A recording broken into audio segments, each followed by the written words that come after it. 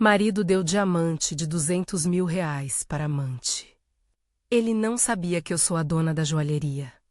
O brilho entrou pela tela do celular como quem invade a casa sem pedir licença, uma luz cortante.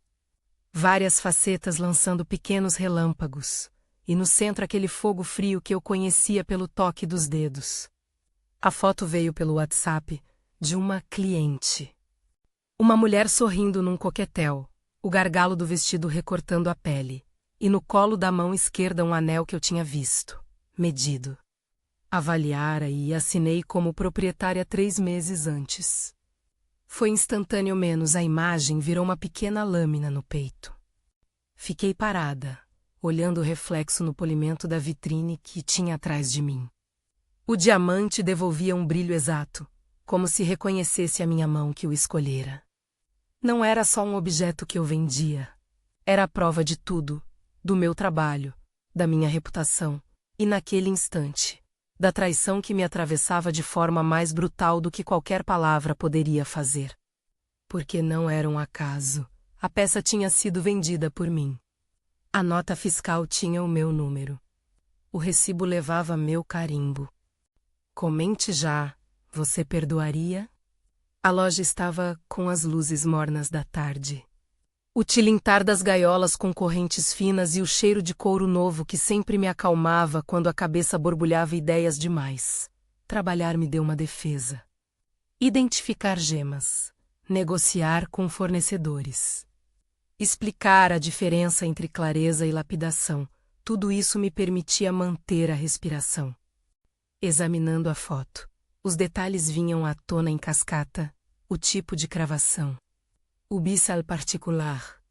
A pequena marca de ourives que ninguém além dos nossos melhores clientes conseguiria identificar a olho nu. Fui recolhendo as peças como quem monta um mapa. Um comentário de uma balconista, vi ela ontem num evento. Falou bem alto sobre o presente. Um print de conversa que circulava entre colegas do salão. Risos. Emojis. A pergunta sutil, quem é ela? Uma legenda no Instagram dizendo obrigada, meu amor, com a marcação do perfil do meu marido. Sutilezas que juntas formavam uma linha reta apontando para a mesma direção. O que doeu, além da traição em si, foi a maneira como o objeto que eu conheci intimamente se transformou em símbolo de humilhação. Aquele anel menos minha arte, meu produto, não era mais um contrato bem cumprido. Era uma bandeira branca que ele levantava para outro corpo, para outro mundo onde eu não existia, ou, pior, onde o valor que eu sabia atribuir às coisas era reduzido a cifrões e ostentação. Era a minha reputação convertida em espetáculo privado. Eu poderia ter reagido de imediato, telefonado, arremetido, chamado atenção. Mas a dona da joalheria aprendeu cedo que precipitação quebra vidro fino. Respirei. Anotei nomes, horários, salvei o print. A profissionalidade serviu de cortina para a mulher que tremia. Organizei a sequência. Primeiro, provas. Depois, confrontos calculados. Por último, a decisão sobre o que faria da humilhação. Flashbacks me puxavam como um ventrículo que bate em desalinho. Lembrei do dia em que abri a porta da loja pela primeira vez. Do cheiro de verniz novo, da primeira cliente que saiu com os olhos brilhando. Lembrei das noites em que eu revisava faturas, consultava fornecedores, corrigia um certificado de garantia. Lembrei também de noites outras, quando meu marido e eu dividíamos o sofá e, nas manhãs seguintes, suas desculpas pareciam mais curtas. Sinais, o telefone sempre no silencioso. Saídas com reuniões que não combinavam com o escritório, elogios vazios que eu recebia como se pedisse permissão para existir. Pequenos rasgos no tecido da intimidade que, naquele dia, arrebentaram num só movimento. Antes de atuar, me movi no silêncio. Pedi que a assistente imprimisse os lançamentos das últimas 3 vendas de pedras brutas. Requisitei as caixas, as cópias dos certificados que passavam pelo sistema. Chamei a funcionária que faz o controle de estoque. Ela veio com os olhos arregalados. porque nem sempre nossos bens entram sozinhos no mundo. A cadeia de custódia de uma peça cara é feita de pessoas: fornecedor, transporte especializado, conferente, vendedor, caixa. Em cada elo há um potencial para erro, ou para mentira. Quando o número do recibo apareceu, uma sequência de datas bateu no meu cérebro. Data da venda. Nota emitida. Assinatura do comprador. O CPF. O endereço. Tudo isso apontava para a transferência que eu mesma havia autorizado. Havia, também, uma foto do momento da seleção no banco de pedras. Eu inclinando a cabeça, testando a luz sobre a pedra, sorrindo. Minhas impressões digitais estavam, figurativamente, estampadas naquela joia. Fui para casa com a peça na cabeça, não no dedo. O lar havia se tornado território de zonas de guerra silenciosa, roupas no corredor que não eram minhas, uma perfumaria no banheiro que eu nunca havia comprado. As perguntas batiam porta a porta. Na cozinha, ele estava fazendo café como se nada. O choque era meu, mas o mundo seguia. Fiz a pergunta direta, enquanto o vapor subia. Ele desviou. Você está exagerando, disse com a voz morna que buscava neutralizar qualquer explosão. Em vez de me desculpar, buscou distância. Gaslighting é uma arte feita de pequenos pedaços. Não me sujeitei àquele processo. Minhas perguntas continuaram: por que ela tem o anel? Ele virou a página, mudou o tom, disse que eram antigos amigos, que era apenas um gesto. Pedi então o nome completo dela. Ele hesitou, uma pausa de quem medita a mentira. Em casa, o silêncio é uma sala cheia de eco. Havia tantas coisas a dizer e tão pouco ar para pronunciar. Procurei confidências externas. Conversei com 2 amigas próximas, pessoas que sabiam a minha história além da vitrine, com a Bia, que me conhecia desde o primeiro catálogo, e com a Marina, que sempre soube traduzir a raiva em estratégia. Elas me ouviram, não com piedade, mas com cálculo. Sugeriram abordagem calma, segurança legal, provas robustas. Isso é mais do que uma traição. É uma questão de patrimônio e reputação, disse Bia. Marina olhou para mim com aquela mistura de ternura e ferro. Você não é obrigada a humilhar-se sozinha. Use o que é seu. A palavra usar me fez arrepiar a espinha. Havia uma linha tênue entre justiça e espetáculo. Eu não queria destruir ninguém. Queria preservar a mim mesma. Não queria que minha loja, o nome que construí com as mãos, fosse arrastado para a lama por um escândalo de fofoca. Ao mesmo tempo, não podia aceitar que o produto do meu trabalho se tornasse adornado no dedo de quem ria de mim debaixo dos panos. Escolhi, por isso, a via das evidências. Pedi ao escritório que separasse todas as notas fiscais que envolviam aquela linha de produtos. Verifiquei quem havia sido o emissor da ordem de venda. Havia, para minha surpresa, um pagamento antecipado cuja transferência fora registrada numa conta que eu não esperava, a conta dela, a amante. O comprovante vinha com um e-mail de contato que tinha o nome dele marcado. Era a prova material que eu precisava para conectar os pontos, e também para me blindar quando viesse o confronto. O primeiro confronto fora em voz baixa, num jantar que eu fingira não notar. Ele tentou normalizar o assunto com piadas, um tipo de violência que corta ao meio. Você fica tão dramática. Às vezes eu acho que você inventa problemas. Eu respirei e respondi com frieza calculada. A peça foi vendida com nota. Para fulana, está tudo registrado. Ele ficou branco. Isso não prova nada, disse, tentando fechar a porta. Fiz questão de não aumentar o tom. Prova só uma coisa, e é suficiente. Você comprou, deu, ela aceita. As motivações, a moral, isso a gente lida depois. Ele saiu, e eu fiquei com um gosto de metal na boca. Havia outra camada, os funcionários. Alguns sabiam mais do que diziam, vi uma publicação, ouvi dizer, talvez. Reconheci medo. O medo de perder trabalho, de se envolver em algo público.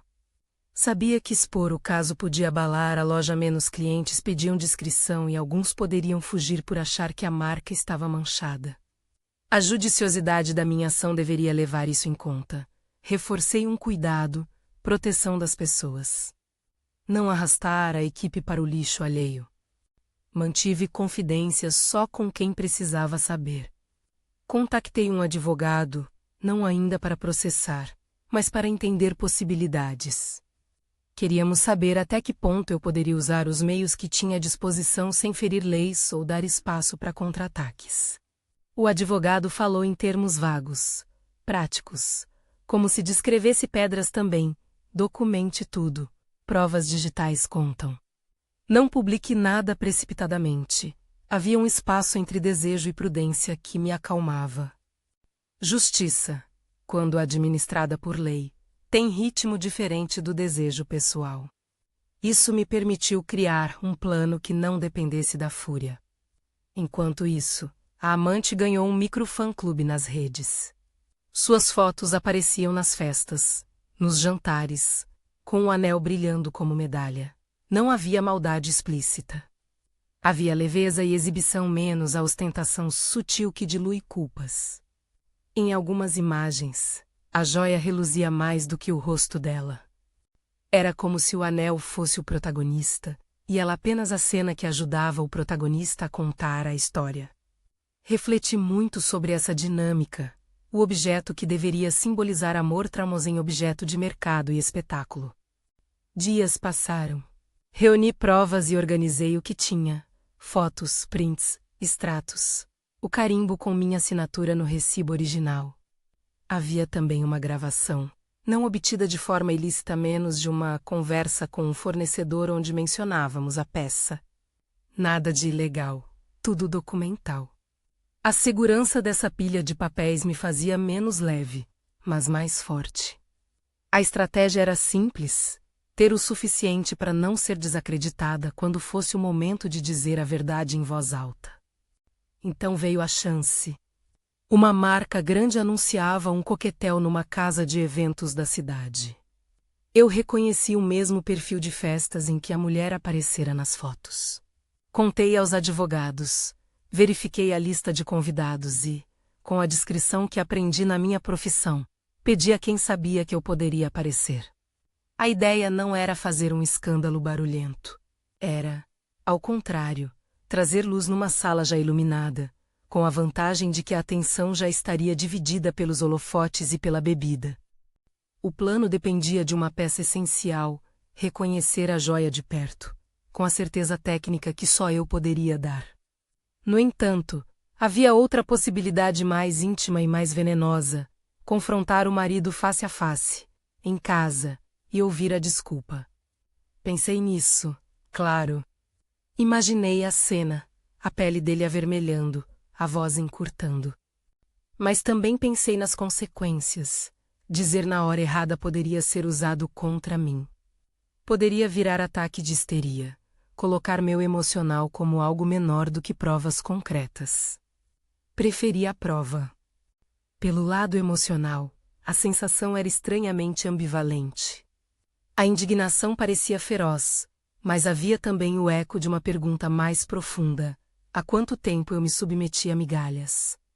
Era reconfortante perceber que não era apenas sobre a joia. Era sobre padrões, sobre quem eu permitia que me definisse. A joia era o gatilho, mas a escolha era minha. Ter essa perspectiva me deu uma espécie de calma cortante. Eu iria expor a verdade, não com raiva, mas com a frieza de quem arma um quabaque, então mostra a figura completa. Fiz outra coisa que poucos esperariam: encontrei a mulher do outro lado, não para bater ou xingar, não para implorar. Fui vê-la como profissional. Marquei um horário por curiosidade, uma loja concorrente. Um brunch, onde supostamente fariam avaliações de peças, e a observei sem ser notada. Ela era bela de um modo que conquistava câmeras. Tudo gesto, sorriso, dentes perfeitos. O anel, claro, estava lá, cintilando, Não a culpei-a com raiva. Olhei para o anel como olharíamos para uma pedra rara no corredor. Vi, nos olhos dela, a plena consciência do efeito. Não vi arrependimento. Vi a reiteração de um papel social que ela desempenhava bem. Isso poderia ter esquentado a minha ira. Em vez disso, me deu frieza. Percebi que ela não era o inimigo principal. Ele era. Ela era a face da traição, mas o ombro que a cardi foi o dele, que fez a compra, que decidiu ofertar o que me pertencia. E, por trás de tudo, estava o ato de converter algo que eu guardava como arte em troféu. Meu problema com ambos era moral, o que faziam com aquilo que eu fui dar ao mundo. Houve ainda um pequeno detalhe técnico que me deu vantagem e que validei com o ourives-chefe.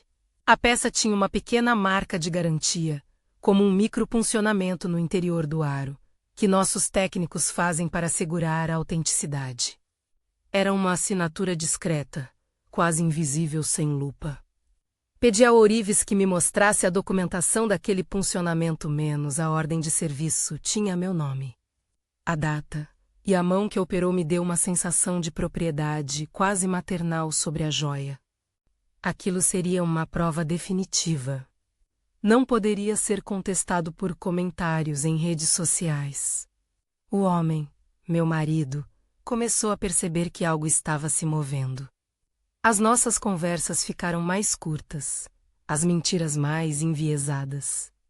Ele me vê como alguém que, se acesa, pode queimar o cenário todo. Em certo jantar, quando falei sobre valor de mercado e procedimentos de garantia, ele mudou de assunto e deixou cair um copo.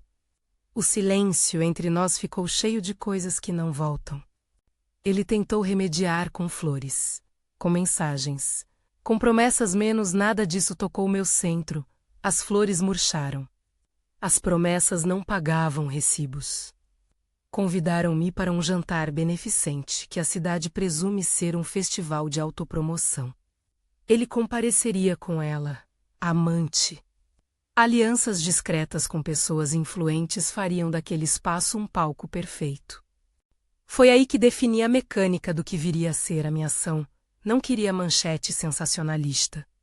Queria que a verdade se impusesse pela lógica, não pela histeria. Seria uma exposição controlada, elegante, que preservasse a minha ética profissional e, ao mesmo tempo, deixasse claro que não toleraria que meu trabalho fosse usado como moeda de humilhação. Mas não me engane, havia um desejo humano, básico, de vê-lo desconcertado diante do fato. Não era vingança sangrenta. Era a legítima busca por reconhecimento. Queria que o homem que havia pensado estar escondendo a sua traição percebesse que havia sido visto, avaliado e que havia consequência para os seus atos. Queria também proteger a loja. Se eu fosse às redes e gritasse, corria o risco de que alguns associassem a marca ao drama. Preferi a sala iluminada do coquetel, onde os sussurros teriam testemunhas. Convoquei algumas pessoas que me apoiariam de forma discreta, a nossa coordenadora de eventos. Uma amiga jornalista que podia checar fatos, o advogado que já temporizava quando necessário. Em privado, combinei com a nossa caixa que, caso a amante aparecesse pedindo a nossa assistência ou alguma prova de procedência, mantivesse absoluto profissionalismo, mas que guardasse tudo. Tinha de existir, portanto, um catalisador, uma ação da amante que a colocasse dentro do meu caminho com provas nas mãos. Eu não forçaria a situação, mas também não a deixaria escapar. Dia do evento. Vesti algo que não gritasse nem se escondesse, um vestido sóbrio, joias pequenas menos nada que chamasse atenção para mim mais do que ao que eu pretendia usar, a clareza. Entrei quase como cliente e fiquei no canto, observando os movimentos, o riso, o brilho. Ele e a mulher chegaram de mãos dadas, a mulher rindo alto como se tivesse conquistado um troféu. O anel, claro, brilhava com uma luz que parecia artificial, projetada apenas para seduzir olhares. A sala inteira atuava como plateia e, por baixo, eu senti o tamborilar lento do meu batimento. A cada risada dela, Meu sangue se reorganizava para o que precisava ser feito. Antes de agir, porém, parei um segundo. As luzes, os olhares, as câmeras improvisadas, tudo conspirava para transformar minha ação em espetáculo, e isso não era o que eu queria. Queria que a verdade tivesse um efeito quase incontroverso. Que fizesse as pessoas pensarem, isso é evidente. Por isso, escolhi a paciência como arma. Tinha em mãos a nota fiscal, o certificado e o puncionamento atestado pelo ourives. Tinha, acima de tudo, a certeza técnica. Era um arsenal de fatos. Então, quando a mulher encostou o copo na mesa e uma amiga dela tocou no anel com admiração, prontifiquei-me a agir, levantei-me com calma, nunca com ódio. Caminhei até a mesa como uma cliente, como quem procura um centímetro de luz entre os rostos. Lei da física emocional, o brilho do diamante encontrou o meu rosto. E foi nesse instante, com a sala inteira como pano de fundo e ele a poucos passos menos meu marido. Sorridente, confiante, que alguém da minha equipe me enviou uma foto em tempo real via mensagem, o anel estava visível. O puncionamento brilhava sob a lente de teleobjetiva, e a legenda dizia apenas, ela está aqui. Foi quando percebi que aquele momento que eu tanto planejei não seria apenas o confronto. Era o ponto em que a minha vida profissional e pessoal se tocariam de modo irreversível. Eu poderia seguir pelo caminho da vingança, e havia muitos modos para isso. Poderia gritar, humilhar-me também. Ou poderia usar o meu ofício para lançar luz sobre a verdade. Preferi a segunda escolha. Segurei o celular no bolso, respirei, e comecei a pensar no que diria. Pensei em fatos, não em ofensas. Pensei em documentos, não em insultos. Pensei em reputação, não em escárnio. E, enquanto ainda me preparava, percebi que muitas pessoas olhavam menos, algumas curiosas, outras predispostas. Em alguns rostos vi surpresa, em outros um reconhecimento do jogo social que se desenrolava. Eu estava no ponto em que o ato de falar poderia inverter todos os lugares e papéis. E foi nesse instante, com a certeza do que tinha nas mãos e o coração batendo firme, que a porta do salão abriu e uma figura entrou, tirando o chapéu como quem entra num teatro. O ar mudou de temperatura, as pessoas baixaram o tom das conversas. Meu celular vibrou outra vez. Era a última peça do cabaca que eu ainda precisava, um comprovante de transferência, enviado por engano, que associava a compra àquele nome que eu já tinha. Ao vê-lo, senti que o próximo passo exigiria tudo de mim. Não mais cálculos, era ação. Respirei fundo, ajustei o vestido e me dirigi para o centro da sala. A sensação era estranha, calma intensa. Como a de alguém que coloca um pincel no ato final de uma pintura e sabe que, dali em diante, as cores não voltarão a ser as mesmas. Enquanto avançava, ouvi o leve sussurro entre as mesas, o tilintar de copos esvaziando microsegundos, e percebi, com uma clareza quase dolorosa, que havia passado da fase de testemunha para a de agente. Cada passo era um compasso de uma música que eu não tinha pedido, mas que conduzia. Cada passo era um compasso de uma música que eu não tinha pedido, mas que conduzia. Senti o calor das luzes no rosto e a respiração coletiva se acomodando como se o mundo tivesse percebido que algo sério ia acontecer. Meu marido estava a poucos metros, e o sorriso dele começava a falhar. A mulher ao lado dele inclinou a cabeça, confiante, como se nada pudesse tocar a imagem que construíra com tanto carinho. E então eu falei, não gritei, não precisava. A minha voz, controlada, atravessou a sala com o peso dos documentos que eu carregava no bolso do vestido. Boa noite, disse. As conversas cessaram em ondas. Meu nome é Clara Mendes. Sou a proprietária da Casa Mendes. A joalheria que produziu esta peça. A mão que não tremia abriu o envelope e puxou para fora a primeira prova, a cópia da nota fiscal, carimbada, o número que batia com o que eu havia visto no sistema. Este é o comprovante de venda. O silêncio ficou denso, como seda molhada. Olhei para ele, direto, sem ódio na voz, menos havia algo mais certeiro que ódio ali, a simples exoneração de ilusões. A nota está emitida em nome de quem? Perguntei, e eu já sabia a resposta. O murmúrio correu à mesa, ele ficou branco, a coloração da pele deslocada. Não era apenas o rosto que eu estava observando. Era o efeito da verdade sobre aquilo que ele acreditara ser invulnerável. Um telefonema. Um clique suave, e a nossa jornalista amiga fez o que combináramos antes. Projetou uma foto ampliada do funcionamento interno do aro. A lente havia captado a micromarca com exatidão, uma letra minúscula, um número, o selo que só quem trabalhava no nosso ateliê reconhecia. A câmera do celular ampliou a evidência e, do bolso, o ourives-chefe apareceu com a documentação que atestava ordem de serviço, autorização assinada com o meu nome, o protocolo de garantia. A sala, que antes respirava conversas vazias, agora respirava reconhecimento. As expressões mudaram de curiosidade para consternação. Ele tentou intervir. Clara, isso é ridículo. As palavras saíram cortadas, a máscara social se desfazendo.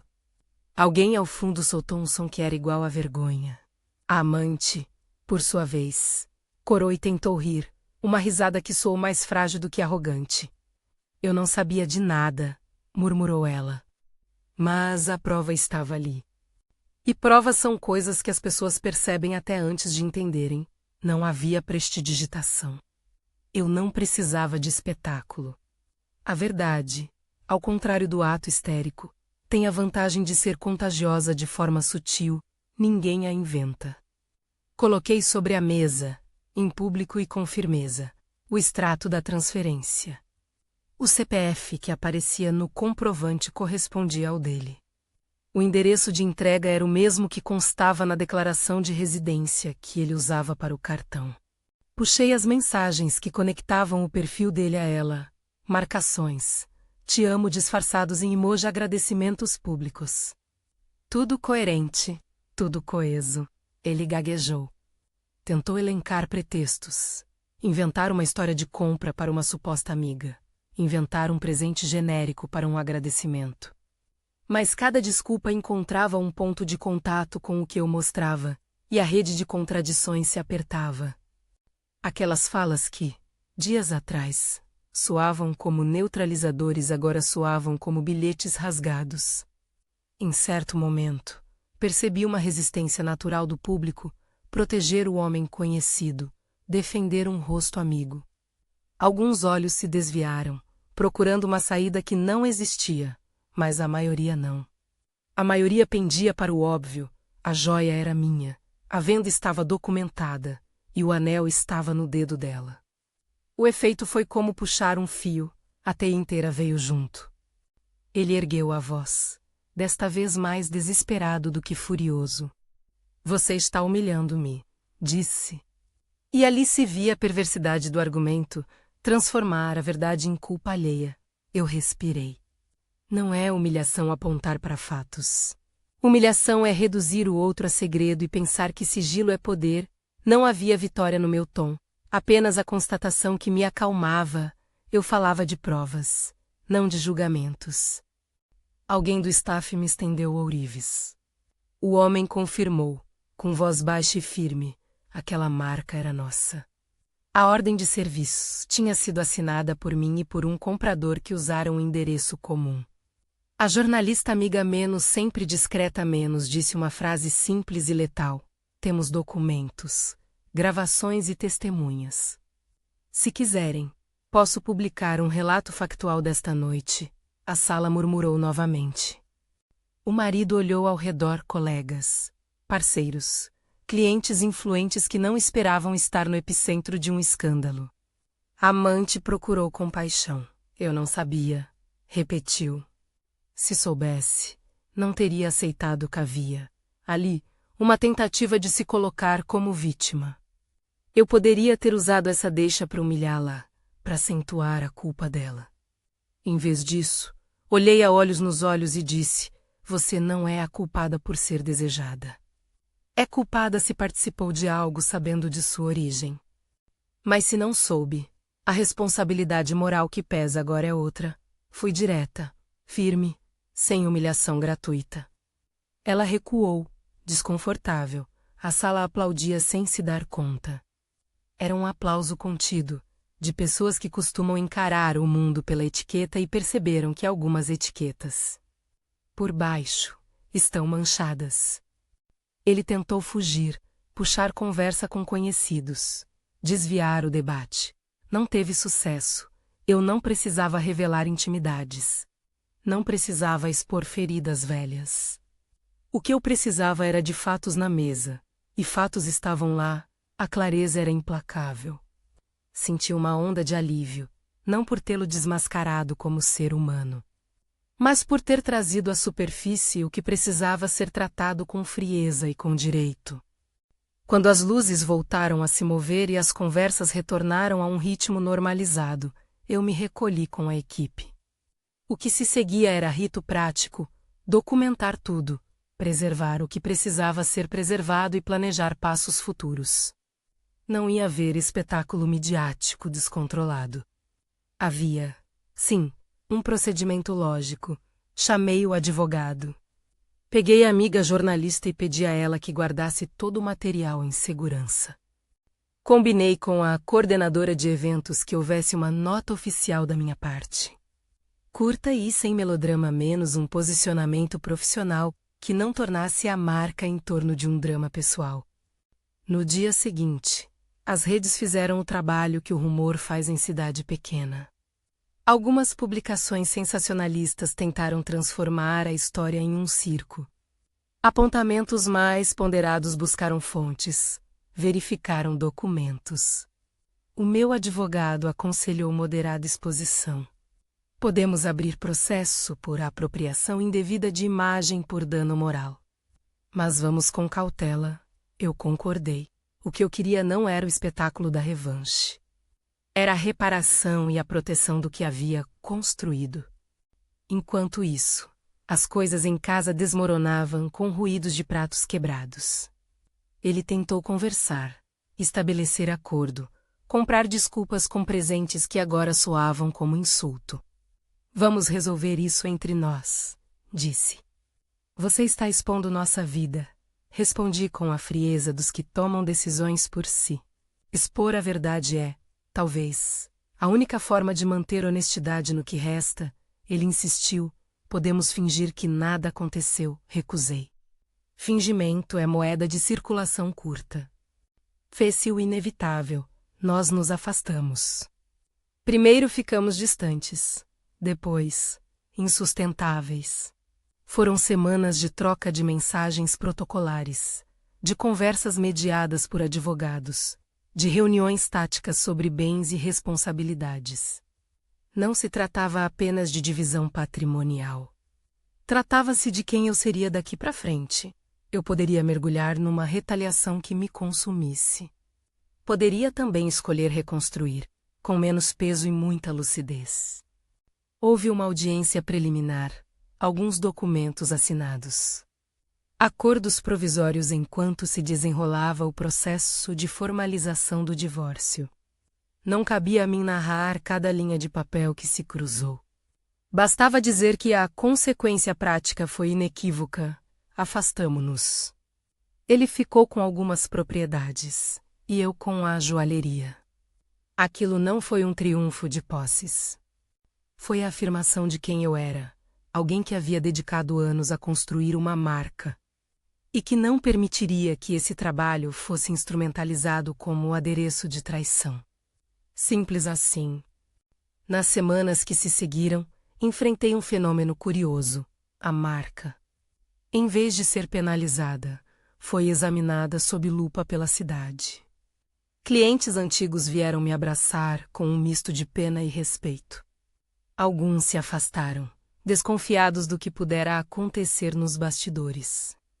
Outros, jovens e surpreendentemente leais, entraram e declararam voto de confiança.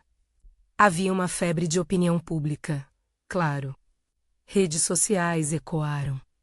Mas o que me surpreendeu foi outra coisa, A solidariedade das mulheres que, antes, compravam peças pela estética e, agora, reconheciam que eu fizera algo com dignidade. Alguns compradores antigos me disseram: preferimos comprar de quem é íntegro. Esse tipo de frase cura mais devagar. Mas cura. Para proteger a loja, tomei medidas práticas. Auditamos todas as vendas recentes. Implementamos um sistema de verificação de procedência ainda mais rigoroso. Deixamos claro a política de confidencialidade e segurança para clientes. Não porque os erros pudessem ser atribuídos a mim, menos os registros provavam que eu fora cuidadosa, mas porque era negócio manter a confiança. Chamei o ourives e fiz questão de, publicamente, mostrar como operávamos. Reforcei ao staff que ninguém ali seria exposto. Reforcei a política de privacidade. Instalei novos protocolos internos, transparência como resposta. Também havia o lado invisível da cicatriz, a intimidade que eu perdera, as noites de dúvida. Nos primeiros meses, acordei várias vezes pensando se havia algo que não vira, se eu fora cega por escolha. Às vezes me pegava revendo nossa vida em cenas fragmentadas, aniversários, viagens discretas, conversas que agora pareciam roteiros mal escritos. Chorei. Chorei com raiva, com impotência e, depois, com uma espécie de aceitação dura e fria. Não deixei que o pranto se transformasse em autopunição. Usei-o como recurso catalisador, lavar, aprender, seguir. Meus amigos foram indispensáveis. Bia me levou a uma casa de campo por alguns dias. Silêncio e café forte. Conversas que não exigiam performance. Marina, sempre direta, me fez rir com comentários soturnos e certeiros. Você fez o que poucas teriam coragem. Fez com classe. Era verdade. A coragem se parecia menos com bravata e mais com a dificuldade de manter compostura diante da ruína. Uma das coisas que aprendi com elas foi que a dignidade não é silenciosa. Ela dialoga com os gestos que a sustentam. O processo jurídico prosseguiu com calma de tribunal. Eu não queria transformar cada passo burocrático em espetáculo. Havia, porém, necessidade de responsabilização. Abrimos um processo que tratava da utilização indevida de bens, do dano à imagem e da quebra de confiança. Não buscávamos confisco de riquezas nem vingança financeira escancarada. Buscávamos, sim, a reparação que a lei pode dar em situações assim. O advogado explicou que haveria audiências, depoimentos e, possivelmente, a mediação. Estava pronta para isso. Ao mesmo tempo, a amante, por ser figura pública na cidade, sofreu o efeito colateral, não de agressão, mas de exposição e perda de patrocínios. Algumas marcas que costumavam convidá-la recusaram-se a manter parcerias. Foi um lembrete incômodo. Participar de algo sem checar procedência tem custo real. Ela entrou com seu próprio processo, alegando inocência. O tribunal avaliou provas, e ficou claro que havia espaço para ambiguidade, mas não para um linchamento público. Decidi não alimentar esse círculo. A minha ação foi sempre pautada por fatos e por limites éticos. Houve, porém, um episódio que me marcou. Recebi numa tarde uma carta escrita à mão, sem remetente. Era dela. Não pedia perdão menos, a carta era quase uma confissão de vazio. Eu me senti poderosa e descobri que não aguento o peso dessa farsa, dizia uma frase. Eu li, dobrei a folha e deixei sobre a mesa. Não respondi. Não precisava. A mensagem cumprira seu papel, mostrar que a face que brilha em eventos também conhece solidão. Às vezes a verdade não exige resposta verbal. Ela exige um ato, o que eu já havia feito, mostrar os fatos. O resto seria com a vida. Com o tempo, a cidade esquece, mas não sem antes reescrever as histórias. A Casa Mendes ganhou uma alcunha curiosa. Passou a ser vista como marca que resistiu. Alguns meios de comunicação vieram me entrevistar, não para deturpar, mas para entender como uma empreendedora lida com crise. Falei do meu processo, da escolha por evidências, da importância de proteger a equipe. Falei também do custo emocional de ter a própria arte posta como adorno em segredo. Havia, numa dessas conversas, uma pergunta que me pegou de surpresa. Você se arrepende de ter exposto? Eu parei, pensei no som do silêncio daquela noite, na vibração do funcionamento ampliado, na sensação de justiça que não faz ruído. E respondi, não me arrependo.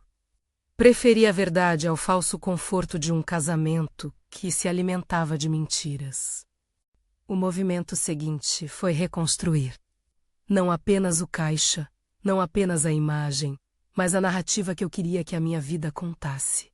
A joalheria passou por uma leve reformulação de imagem, nova campanha, no estilo que sempre me agradou, focada em autenticidade. Colocamos uma campanha que falava em procedência, em responsabilidade na cadeia de produção. Não foi, evidentemente, um anúncio de vingança. Foi assumir responsabilidade pelo ofício. Clientes reagiram bem. A confiança se reconstruiu, degrau a degrau. Amores novos não surgiram como se fossem concertos imediatos. Não há atalhos para o que se perdeu.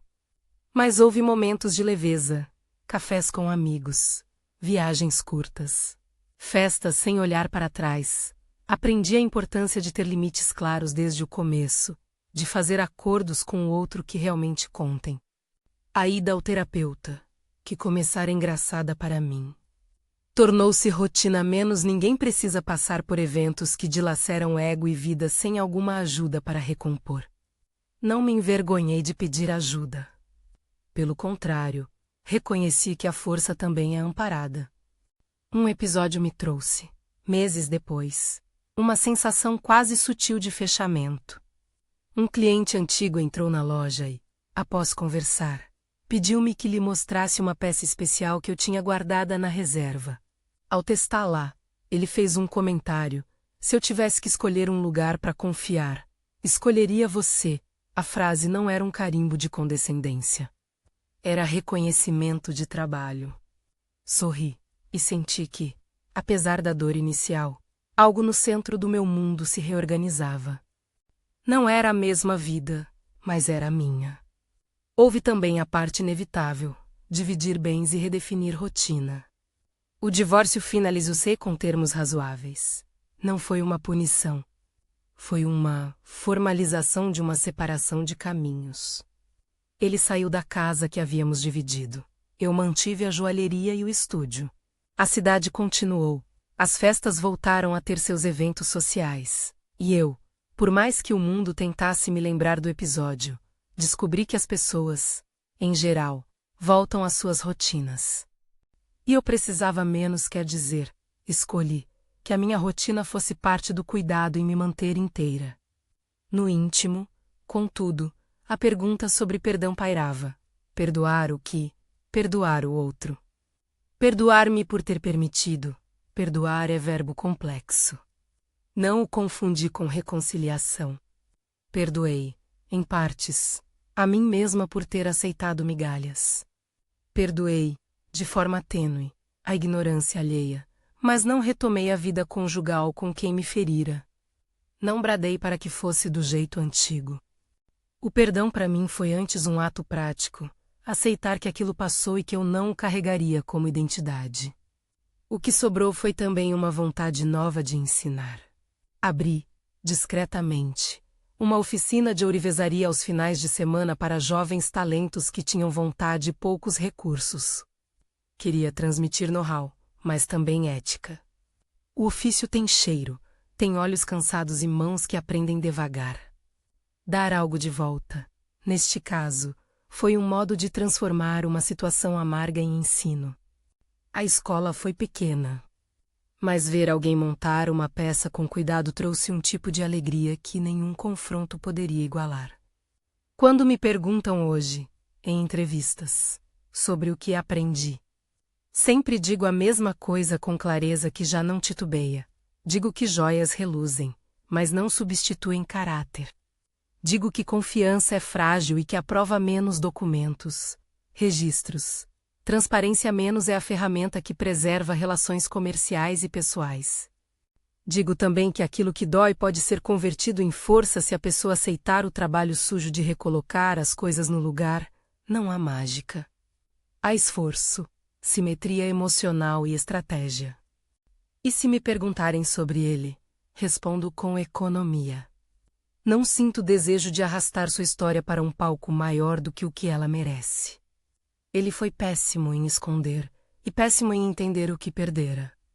No fim, separar-se foi o ato mais honesto que pudemos praticar, ambos seguimos. Eu com as mãos ocupadas em lapidar futuro. Ele, talvez, com a tarefa de olhar para dentro. O caso deixou um legado prático, clientes mais atentos, equipe mais unida, protocolos mais rígidos. E um feedback curioso. Algumas mulheres vieram me dizer que, por terem testemunhado a situação, passaram a cuidar mais de seus próprios limites. Isso me fez perceber que a ação que tomei fora também um gesto público de resistência, que ecoou não apenas para mim, mas para outras pessoas que estavam em silêncio. Isso, de certa maneira, foi a maior recompensa, tornar aquele episódio exemplo de que dignidade não é espetáculo, é postura. Numa noite chuvosa, meses depois do evento, passei pela vitrine da loja e me detive para olhar uma peça nova que havíamos acabado de lapidar. O brilho era outro. Não que o diamante tenha menos valor, mas o valor que eu dava àquilo mudara. Na vitrine, vi reflexos, meu rosto discretamente cansado e as mãos que escolheram 1000 pedras antes e depois de tudo. Sorri, por dentro mais do que por fora. A vida, eu percebia, é feita de cortes e polimentos. E tanto nas gemas quanto nas pessoas, quem lapida aprende a escolher o melhor ângulo para o brilho. Hoje sei que um diamante não compra dignidade, não compra respeito e não reconstrói confiança. Mas no seu pedestal de pedra, ele carregava uma história que eu transformei em algo maior, prova de que, quando a verdade é tratada com calma e com evidência, ela opera. O brilho do anel que foi dado à amante deixou de ser só humilhação e passou a ser um instrumento de verdade. Eu não celebrei a queda de ninguém. Celebrei a minha capacidade de responder sem ferir, de proteger aquilo que era meu e de aprender a viver depois. Se me perguntarem o que faria diferente, digo, talvez teria sido mais cedo do que tarde ao perceber sinais sinceros. Mas também digo que as decisões que tomei foram feitas com responsabilidade. Não quis expor ninguém ao linchamento. Quis que a verdade ficasse registrada. E isso tem um preço e uma recompensa. O preço da dor e a recompensa da liberdade. Hoje, quando fecho a loja ao entardecer, às vezes me pego pensando em pequenos detalhes que antes passavam despercebidos. O som da fechadura. O estalo do display. A conversa leve entre alunas da oficina. Essas coisas me lembram que a vida segue, que o ofício é um refúgio e um campo para recomeços. E quando me lembro daquela noite no coquetel, não sinto mais apenas a lâmina. Sinto a clareza. Se existe uma moral nesta minha história, talvez seja simples. Não confunda brilho com valor humano. Um objeto pode reluzir, um gesto pode ofuscar, mas a verdade, quando alimentada com provas e com cuidado, recupera o equilíbrio. Não escolhi a humilhação como arma, escolhi a evidência como ferramenta. E foi suficiente. Se você está assistindo e refletindo sobre limites, sobre lealdade ou sobre trabalho, comente aqui como você reagiria se descobrisse algo assim. Compartilhe sua opinião e, se essa história tocou você de alguma forma, siga o canal para mais relatos de reviravoltas reais que falam de coragem e de reconstrução. Se quiser, também, compartilhe com alguém que precisa ouvir que dignidade não se compra, menos se conquista.